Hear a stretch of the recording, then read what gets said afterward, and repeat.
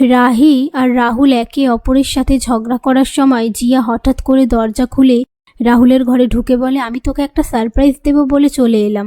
রাহুল রাহির মুখটা দেখে আপন মনে বলে, জিয়ার এভাবে ঘরে ঢোকাটা রাহি মেনে নিতে পারেনি।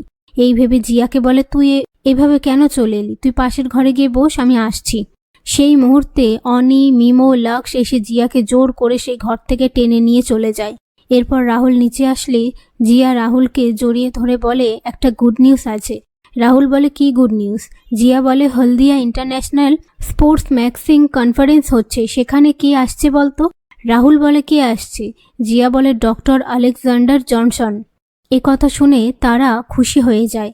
জিয়া বলে, আমি তোর জন্য অ্যাপয়েন্টমেন্ট নিয়ে রেখে দিয়েছি, তুই আমার সাথে যাবি। রাহি, তুমি আমাকে রাহুলের রিপোর্টগুলো একটু দেখিয়ে দিও। পাশ থেকে অনি বলে, কেন, বৌদিদি যাবে না?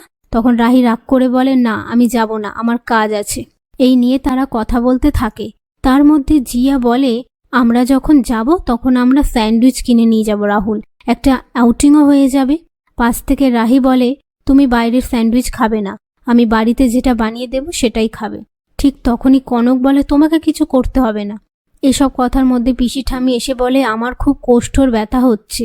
এ কথা শুনে ভিক্টর বলে, আমার কাছে এই ব্যথার ওষুধ আছে, আপনি এক্ষুনি ঠিক হয়ে যাবেন। এই বলে ওষুধটা এনে রাধিকাকে দিয়ে বলে, এটা জলের সাথে গুলিয়ে দাও। পাশ থেকে জিয়া বলে, রাধিকা দি, আমার জন্য একটু কফি বানিয়ে এনো না।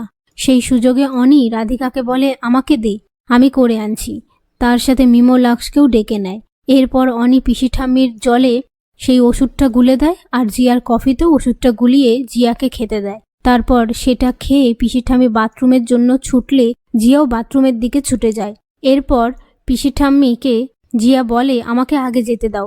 পিসি ঠাম্মি জিয়াকে যেতে না দিলে জিয়া বলে, আমি ছোট হই না, তুমি আমার কথা শোনো। সেই সময় অনি এসে জিয়াকে বলে, পিসি ঠাম্মি এখানে চলে যাক, তুমি ওই দিকটায় যাও, তাড়াতাড়ি হয়ে যাবে। এই সমস্ত কিছু দেখে কনক রাধিকাকে বলে, কি হয়েছে বলতো, সবাই এরকম ছোটাছুটি করছে কেন? তখন রাহি আপন মনে বলে, বেশ হয়েছে, থাকো এবার রেডি হয়ে দাঁড়িয়ে, খুব লাফাচ্ছিলে, স্যান্ডউইচ তুলে নেবে, যেতেই হবে না এবার।